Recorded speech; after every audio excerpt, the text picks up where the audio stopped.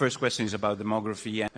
I spoke with you in the past about that, and I think it's very important for you, and you pointed on that a lot of your discussion and your purpose. Is it? Yeah, I really want to emphasize that it's important to have children and to create the new generation. And as simple as it sounds, if people do not have children, there is no new generation. So I'm very much in favor of humanity expanding and creating a bright and exciting future for the world.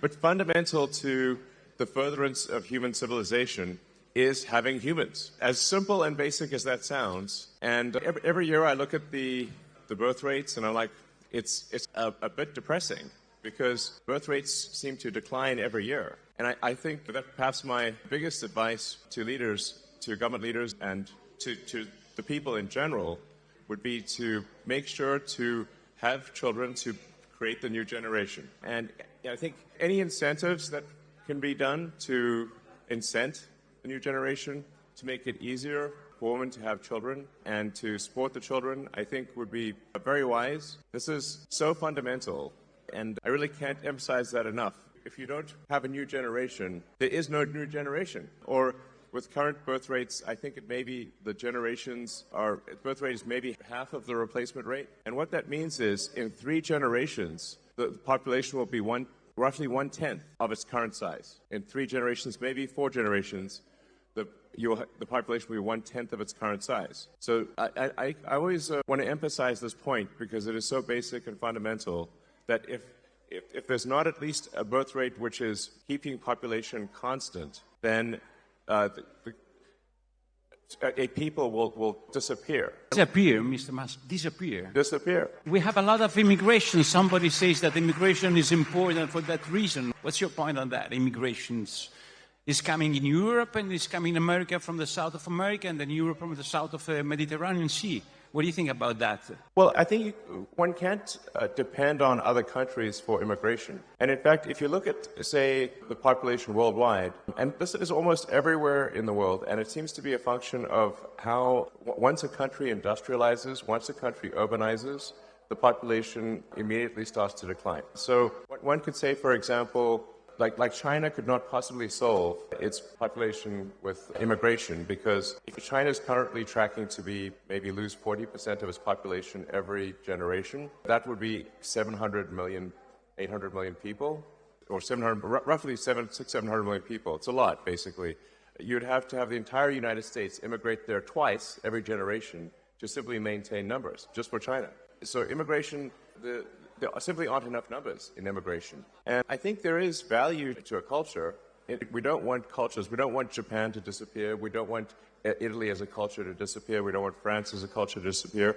I think we have to maintain the sort of reasonable cultural identity of the various countries, or they simply will not be those countries. Italy is the people of Italy. The buildings are there, but really, what is Italy? Italy is the people of Italy. So, I mean, I just think and I speak as someone who is very much an environmentalist. I believe in building a sustainable future for the world. I think that there are very few people who, as an individual, who have done more than I have to help the environment with electric cars and solar and batteries to create a sustainable energy future, because we absolutely need a sustainable energy future. But there is an aspect of the environmental movement that I think has gone too far. Really? Said from you? Yes. So, said from me, I think I am objectively one of the world's leading environmentalists in terms of doing things. I would say so. Like, I'm an environmentalist who does things. I'm of action, not talk. I act. So I feel I can say, as an environmentalist, that the environmentalist movement has gone too far. And in that, in the natural extension of the environmentalist movement, if you go too far, you start to look at humanity as a bad thing. You start to look at humanity as though we are a plague on the surface of the earth, as though humanity is a bad thing. And in fact, there are some people who think and say explicitly that, in fact, there was on the front page of the New York Times, there was a guy who said, there are 8 billion people on Earth. It would be better if there were none, which is crazy. Definitely. So, you told me once a joke about the cows and the problem with the cows. You remember that? Oh, yeah, don't worry about the cows. The cows are fine. Cows are not going to destroy the environment. Cows are fine. Yes. We have a lot of laws, European laws against all the people who work with them. It's a big issue for us because it seems a green issue, but it's a very industrial issue for us. Yeah, I think farming and cows do not have any meaningful effect on the environment. Yes, underline, please. Yes, objectively, this is true. If you say there's really only one thing that matters from an environmental standpoint for carbon, which is that we are taking billions, eventually trillions of tons of carbon from very deep under the earth and transferring it to the atmosphere and oceans. That's actually really all that matters, is taking vast amounts of carbon from underground where it's buried and moving it into the atmosphere by burning it. And if you do that for long enough, eventually you will get climate change. Now, I think the climate change alarm is somewhat overblown in the short term. It's still a concern in the long term, but I think it's exaggerated in the short term. Great. Now, I'm trying to thread the needle here between what is pragmatic and what is sensible, what really matters and what doesn't matter. What really matters is that over the long term, over the course of the next several decades, that we gradually reduce how many millions and billions of tons of carbon that we move from underground to the atmosphere, because we're running sort of a climate experiment that is dangerous. But I also don't think that I think of it as a fundamental civilizational risk. It's not going to destroy life on Earth. It's not going to destroy humanity, but it will create hardship if you change the climate over many decades. So I think my message is I think much more pragmatic and I think correct and sensible. And I don't think we should demonize oil and gas. I think we should say, look, that is obviously necessary in the short term and the medium term too, and it'll take several decades to become sustainable. So I think if we just, without getting too worried about it, seek to have a sustainable energy future gradually, then that's what will happen. And so, but I think that some of the environmentalist movement is part of what is causing people to lose hope in the future. So I guess what I'm trying to say is that we should have hope in the future. We should be excited about the future, and we should build the future we want. What about, you call it the woke mind? Yes, it's the name you gave to that, woke mind that virus, illness, woke mind illness. What's that virus? Yeah, so it's coming to Europe. I have to advise you, huh? Yes, well, this is not something you should import from America. Please don't import the woke mind virus. It's bad. So essentially that, to summarize maybe the woke mind virus, it consists of creating very divisive identity politics. So it actually amplifies, woke virus, mind virus, in my view, amplifies racism, amplifies, frankly, sexism, and all the isms. And while claiming to do the opposite, it actually divides people and makes them sort of hate each other, and it makes people hate themselves. And it's also anti-meritocratic. It's not merit-based. So you want to have people succeed based on how hard they work and the talents, not who they are, whether they're man, woman, what race or gender, that stuff is all it's an artificial mental civil war that is created. And it's not, and let me say, it's no fun, okay? It is like woke mind virus and fun are incompatible. There's no fun in that. No joy. Woke mind virus is all about condemning people instead of celebrating people. Like when in the woke, it just doesn't celebrate. It's all about condemning and being divisive and being just, I think it's just evil, frankly. Really? Yeah, it's bad. So bad. Yeah. But you get a lot of problems saying so on your social in X, or have this point of view. You were a good friend of Obama administration, and now they don't really like you so much for this kind of speech you do in public, or not? I don't know. I'm very pro-human. I'm very pro-civilization. I'm in favor of humanity and our collective consciousness expanding on Earth and going beyond Earth, being a multi-planet species, a spacefaring civilization, and being out there among the stars and finding out the nature of the universe. Like all the things that seems like to me an exciting thing, something you can get really excited about. Is you can get excited, like we want to have ideas that make you look forward to waking up in the morning, look forward to the day, look forward to the future. And so you have to say, what excites you about the future? What moves your heart about the future? What makes you say, like, yes, I'm glad about what will happen in the future? That's what we must focus on.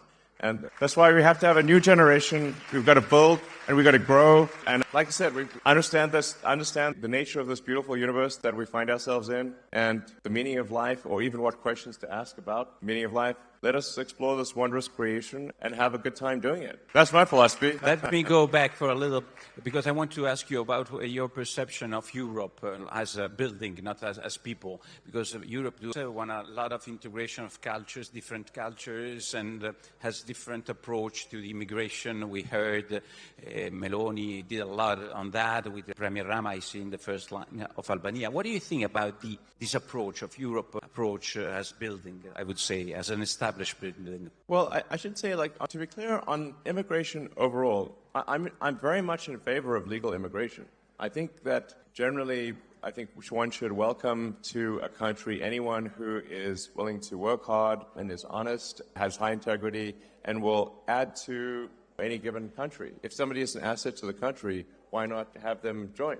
That's Sure. obviously a great thing to do. So I think it's good actually to have an increase in legal immigration, and Legal with paper, with just some approval process, Sure. but with the simple requirement that, look, if somebody is going to add to a country, like just really hardworking and high integrity, let them in. I think that's great. But if it's illegal immigration and there's no filter, well, how do you know who's coming in? You don't know. So you have to have some basis for saying somebody should come in or not come in. And my argument is it should be a very simple basis. Will they add to the country? Will they be a productive part of the economy? And do they admire the culture? Do they want to join because of the culture? Then that's great. But if there's no process for that, then you don't know. I think at least some number of the people that come in will not necessarily, and I want to be careful because my words will be misconstrued. I'm not saying all illegal immigrants are, I think probably, perhaps most of them are good. But there will be some, if there's no process for reviewing, not at all, then how can you say that everyone who is an illegal immigrant is going to be honest and hardworking? You can't say that because you simply don't know. So I want to be clear. Top line, pro-immigration, but let's increase legal immigration, but we should stop illegal immigration. I think this is just logical. You have a lot of company. So That's right. you can drink because I want to do the list of the companies. Yeah. You have 5-7 minutes to do that. I mean, I'm joking with SpaceX, Neuralink. So many X's. All the X's. Guess what my favorite letter is? It's a good place to invest. Italy, and it's a good place to invest some of, not your money, but some investment from your company, of the American companies, of the, I would say, competitive companies in this place. What's your opinion? No, I think Italy is an incredible country, incredible culture. I love visiting. I love the Italian people. I think you guys are amazing. I want the prosperity of Italy, and I want the prosperity of every country. I want the prosperity of humanity as a whole. And like I said, I want us to have an exciting future where we're fired up about what's going to happen and really excited. And I think Italy is a great place to invest. It's a great country. But I do want to emphasize that I do worry about the low birth rate. And if a company is to invest in Italy, they're like, well, you have to say, will there be enough people to work there? It's a simple question. If the workforce is declining, then who will work at the company? It's simple. If there's no people, there's no people to work. Yeah, but in 50 years, 60... No, but I think it's even sooner than that, though. You're so worried about that. Is the problem? I feel like a total Cassandra here, because I seem to be worried about it much more than other people. But there just needs to be people. If you don't make a new generation of people, there is no new generation of people. So that's it. I know I'm being repetitive here, but I'm just trying to state facts. So It's a good place to invest. I agree. It's a good place to invest, and a wonderful country. So please make more Italians, is what I'm saying. You said once that the internet is the system, is the I write down your word, the nervous system of humanity. What's it? Yes. You said once to me. And what's a long time ago, artificial actually. intelligence for you? Sorry? Artificial Artificial intelligence. If that is the nervous system, artificial intelligence, use another metaphor. You asked me what do I think of artificial intelligence? Obviously. Well, you can think of artificial intelligence as, this is perhaps the biggest inflection point in intelligence since Homo sapiens. Yeah. Artificial intelligence is will be essentially a sort of a new species, or is a new species. So I think one of the biggest challenges, if I look at, say, civilizational risk, the risk to the future of humanity, birth rate is one of them. If we just don't have kids and dwindle away, that's one, which I've talked a lot about. The other is, there's always like potentially nuclear war, of course, that kind of thing. Then AI is also an existential risk, and I think we need to be careful with the advent of AI, but it is very much a double-edged sword. You can think of AI as kind of like the magic genie, that like digital superintelligence will be capable of doing anything. Pretty much anything. But he doesn't have any consciousness. I'm wondering about that. I mean, there is a whole question of like, what is consciousness? In fact, so here's like, I've thought a lot about what is consciousness and where does consciousness arise. To say, like, because I think in terms of physics, and at least if physics is true, then we go from a start of the universe where things are almost entirely hydrogen, and then if you leave the hydrogen out long enough, eventually it coalesces into stars, and then those stars explode, and then they recondense. And like most of the mass in your body was once at the center of a star, which is kind of wild, billions of years ago. And so where along the lines of hydrogen to human does consciousness arise? You get very serious when you speak about that, huh? Yeah, no, it's a real question. If you leave hydrogen out in the sun long enough, it starts talking to itself. Here we are, hydrogen talking to itself. How to deal with that? So, if it is so important, how to deal? I mean, laws, personal behavior. How to deal with that artificial intelligence? It's a process. I mean, I think we need to keep a close eye on artificial intelligence. I mean, I'm in favor of some regulatory insight, just so that someone can at least be a referee. Like, if you think of any game, like there's always a referee for a game. For industries that affect the good of the people, there are regulatory agencies that oversee those industries. Anything that's dangerous is overseen by some kind of referee or regulator. I think we should have the same thing for AI, just to help ensure that it is beneficial. The good part of AI is that we are headed for a future of abundance. So AI and robotics will mean that there are no shortage of goods and services. There will be goods and services. If you can think of it, you can have it, basically. So this is quite profound. Like I said, it's the magic genie. AI and robotics will get you anything you want. Now, usually in these sort of fairy tales about magic genies, it doesn't turn out so well. You have to be careful what you wish for, even if what you wish for are wishes. So it's just something we should be cautious about. Okay. On the plus side, it will bring many benefits, like I said. It will usher in an age of abundance. So the positive scenario of AI is that there's an age of abundance and there's no shortage of goods and services, that any scarcity that exists will be only because we define it to be scarce. So, and it does seem to be somewhat of an inevitable thing, AI. So there's that, supposedly that Chinese saying about, may you live in interesting times. Well, I think we currently live in the most interesting of times in all of history right now. So anyway, so my recommendation on AI is I think we want some kind of regulatory oversight just to make sure that it's beneficial AI. Great. Yeah. We hope so. And what about the governments? Like, I mean, they are elected by people, like Meloni and this government and the other government. They have any risks? Or what do you think about this challenge for the executive of the nations about all these new process? Sorry, I'm not sure I understand the question. What's the risk for the government of this intelligence? Are there any risks? I mean, that democracy is finished. Well, I think there's certainly risk of artificial intelligence affecting voting opinion, I suppose, and manipulating public opinion. So I think there's some risk of, AI manipulating the public. I think there's some risk of that. So, yeah. Okay. But I think, like I said, 80% probable that AI is beneficial, 20%, something like that. I'm always worried because we have a new government. It's 2 years, this government, almost 2 years. And we have a Europe for us is our artificial intelligence. It seems like artificial intelligence, but it's not very intelligent sometimes, Europe.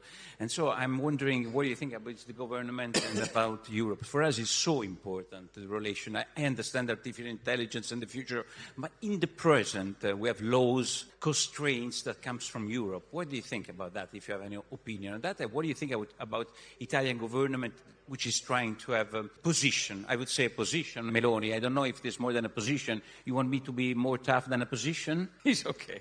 What do you think? It's good to have a position in Europe, to be, I would say, different from main course of European politics. Do you mean like country decisions versus EU decisions, or? Decision about green, about the politics, immigration? Oh, there's a separate question of, like, I think regulations in Europe, there are too many regulations. In general, I'm not speaking about a specific case of AI. I think one could look at this as overall a fundamental function of a stable civilization. The longer that any given civilization is stable and does not have a big war, the more rules and regulations will accumulate over time. So rules, regulations, laws, they are immortal. They never die. But people die. So if every year more and more rules, regulations, and laws are added, you will eventually make everything illegal. And you can think of it Gulliver's Travels, where Gulliver, if the nation is Gulliver, is being tied down by one little regulatory string at a time. And eventually you have millions of strings, and then the giant can't move. And so I think there needs to be something where we delete rules, regulations, and laws. Because if all we do is add them, eventually we will be able to do nothing. Shall I do some question about your companies? Because here there are all the young people, not only the young people from an important Italian party, and most of them use the social network, they use X.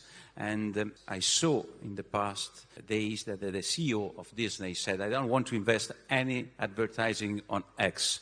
And he's investing, for example, in the Meta, in the Instagram, and he said there are problems I don't know which kind of problem they find on X. Yeah, I want child exploitation on Instagram. What's going on? Why an important investor like Disney said something so tough on X? What's going on there? Well, first of all, I think X will be fine, and we are actually already seeing advertisers return to X.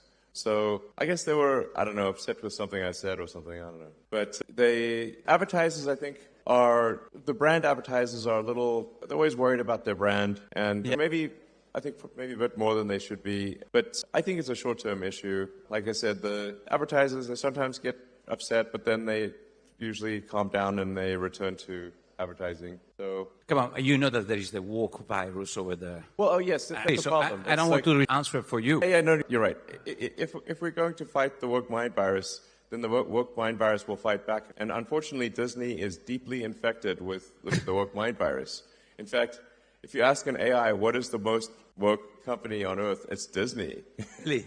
And you have to say, I think they should be asking themselves, what would Walt Disney think of Disney today? I think he's turning in his grave. I think he's not happy. Sure. If the namesake of the company is not happy, that's probably a bad sign. Because Walt Disney, what did he care about? He cared about bringing joy to people's lives. He making wonderful things that children and families could enjoy. And he created some of the coolest art in the world and stuff that even 100 years after it's created, we still remember it, and it's still a major thing. But you have to say, how great was Walt Disney? It was amazing. But now, Disney, at least for now, is deeply infected with the woke mind virus. I think that will change over time. I hope so. He arrived at the European Commission. They're not investing on X. You know that. Maybe they got the woke mind virus too. Yeah. You don't care. I think so. And it's like, why are they importing this crazy thing from America? It's just something that was created basically by sort of far left crazy people in US colleges, and now it's spreading all over the world. And it's like the thing is, the woke mind virus, it's not a message of joy, it's a message of division. Sure. It's not a message of love, it's a message of hate. And it's like, and so I'm like let's, I don't know. I'm in favor of have a future that's got more love, more more, and let us build a fun, exciting future. And the woke mind virus is all about condemning one group and condemning this, condemning that. It's like, and it's also just being it just wants to scold you all the time and treat you like I don't know. Who wants to be scolded? It's not fun. So anyway, I think we want to have so I guess at its heart, my concern is that the woke mind virus is anti-civilizational. End of civilization. Anti-civilization. If it represents a cost for your company, you have a trade-off between the cost of your position and the cost for the company. What's your choice? And how much is important in your behavior, the free speech standing? That's the question. I do think free speech is incredibly important, because if people cannot speak their minds, and then we won't have a democracy. Democracy is the foundation of democracy is freedom of speech. But also saying something. So Is laughing at that because he knows that it's so important for you. But tell me more about the free speech, because here is very important. A person here couldn't speak for a lot of people because they were considered mavericks and worse than that. Free speech for everybody is important, not just for the person who say the right things. It's correct. Exactly. No, exactly. Free speech means that free speech is only relevant. Free speech is only meaningful when if you allow people you don't like to say things you don't like.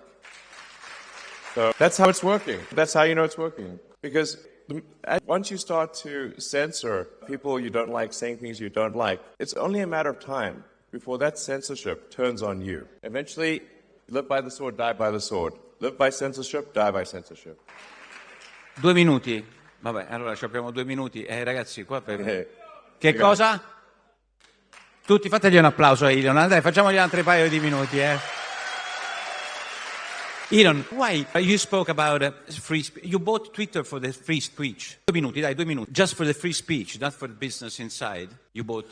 yeah. Well, I mean, here's the thing. So I think you have to say, like, if civilization is not strong, if civilization doesn't grow, then nothing else matters. Profits don't matter if civilization collapses. There's no profits. There's no. We cannot exist absent civilization. So sometimes people may say, like, well, is this an altruistic thing? I mean, I think for me, it feels altruistic. But even if one is not altruistic, even if one is very self-centered, you have to say, if you simply think long-term, you have to be pro-civilization because you cannot exist without civilization. Okay? How important from 0 to 10 in the scale from 0 to 10 money? You are the richest person in the world. How is important money for you from 0 to 10? 0 is the less important and is the good one. I don't know. I don't want to... 1 or 2 or something? No, come on. No, I mean... One or two, just one or two. Well, if you say, like, the reason I guess I have what wealth, or it's really just shares in the company, is that I've created these companies. And these companies like SpaceX, Tesla's 140,000 jobs direct worldwide, and 5 times that number, maybe almost 1 million jobs when you look at the whole supply chain is what Tesla's created. And then SpaceX is about 15,000 people, and also like maybe for total supply chain 50,000 people. So, I mean, I basically, with the help of many talented people, built these companies, and then these wealth statistics simply add up what the ownership is in the companies and say, okay, this is a certain amount of money. But I don't actually have that in money. I have it in stock. It's just that the companies have succeeded. But how was the last launch of the SpaceX? Tell me something. Last question, please, Giovanni. The last launch, I see Mauro there sitting on the floor. Why are you sitting on the floor? Are you worried about the height? How was the last launch? You were optimist about your SpaceX, the big... Yeah, so, well Starship... So the exciting thing about Starship is that it's the first rocket design that could make life multiplanetary, that could enable a self-sustaining base on the moon and a city on Mars. So because it's not just a very large vehicle, but it is designed for full and rapid reusability, so that would lower the cost of access to space by, I don't know, maybe 100 or more. And so, basically, it's the first rocket that is capable of building a base on Mars. And a base on the moon, yes. So there's the great Italian physicist Enrico Fermi. I'm a big admirer of Fermi. And he was very good at asking profound questions. And one of his questions, which is called the Fermi paradox, is where are the aliens? And one of the explanations is that, and perhaps I think the one that I think appears to be most accurate, is that consciousness is extremely rare. People often ask me, do I know about aliens or something like that? I get asked that a lot. And the crazy thing is that I've seen no evidence of aliens whatsoever. This means that I think most likely, at least in this part of the galaxy, we are the only consciousness that exists. And so you can think of human consciousness really as like a tiny candle in a vast darkness. And we must do everything we can to ensure that the candle does not go out. Great. We can finish with that. Okay? We can finish with this. Oh, and so it's worth reading about the Fermi paradox, and because people have thought very hard about this, because one of the things is like, well, maybe there are these great filters, and these civilizations don't pass these filters. One of the filters is, do we become a multi-planet species or not? If we do not become a multi-planet species, then eventually, at some point, something will happen to the planet. Either it will be man-made, or it will be something natural, like a meteor, like whatever killed the dinosaurs, for for example. So, and then eventually the sun will actually expand and will destroy all life on Earth. So if one cares about life on Earth at all, we should care about becoming a multi-planet species and eventually going out there and becoming a multi-stellar species and having many star systems. We want the exciting parts of science fiction to not be fiction forever. We want to make them real. And yeah. Great. Thank you very much.